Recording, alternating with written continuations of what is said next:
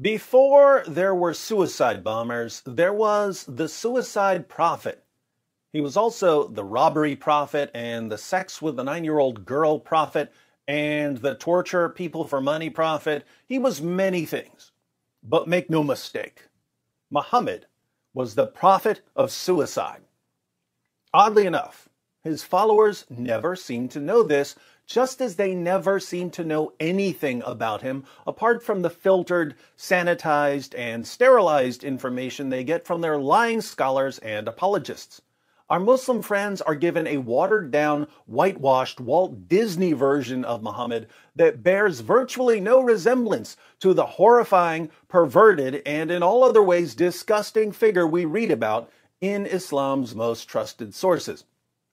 And because his followers never seem to know much about their prophet, they always assume I'm lying when I tell them what their sources say. In a video I posted last night, I mentioned that Muhammad tried repeatedly to commit suicide. But Muslims have never heard this before, so they have no clue what I'm talking about. What reference do you have regarding Muhammad, peace be upon him, wanted to commit suicide? The man who spent most of his life eating one date, one drop of olive oil, even days past he and his family even didn't receive that also. Mecca people offered him, leave your religion, we will give you immense money, power, whatever you want. It was very easy for him to build alliance with Mecca, his own people, and get rich, get power. Even what money he got from Bibi Khadija, he also gave them as charity. How can this be possible? A man who torched war victims, so money-loving, demo post, has only one carpet with zoot-like material, one mug, one jar when he died. Don't you see, brother, your words are mocking at you. Brother, may Allah guide you to true and right path. Ameen. I'm not sure what most of that has to do with anything, but the challenge for a reference was perfectly clear.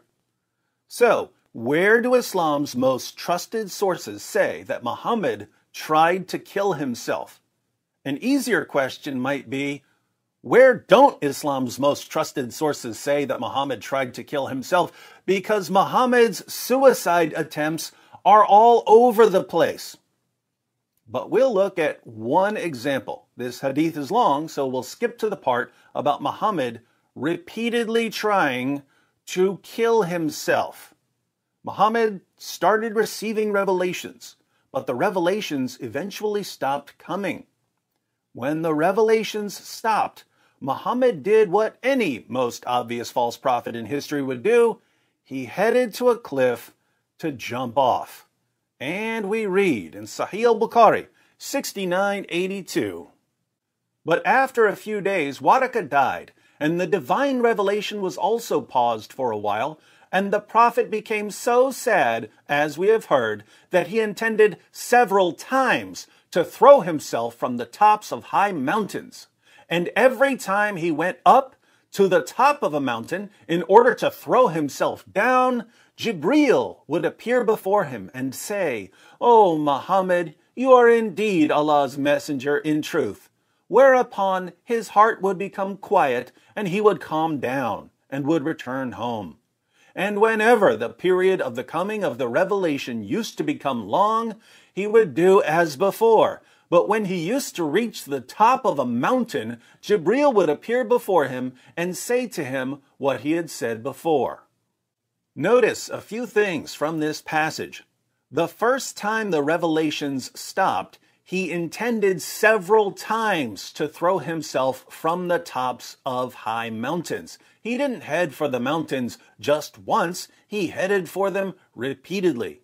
But every time he went up to the top of a mountain in order to throw himself down, Jibreel would appear before him and say, "O Muhammad, you are indeed Allah's messenger in truth." So the angel Gabriel had Muhammad on suicide watch. He had to talk Muhammad away from the edge of the cliff over and over and over. And there were other times when Muhammad would stop getting revelations for a while. What would Muhammad do?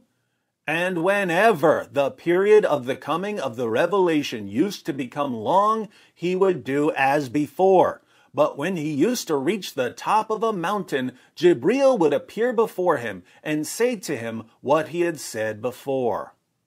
So, every time Gabriel stops bringing revelations to Muhammad, Muhammad climbs a mountain in order to kill himself.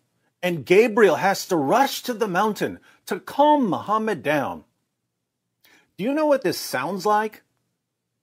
It sounds like one of those ex-boyfriends who calls up his ex-girlfriend and says, "If you don't come back to me, I'm going to kill myself.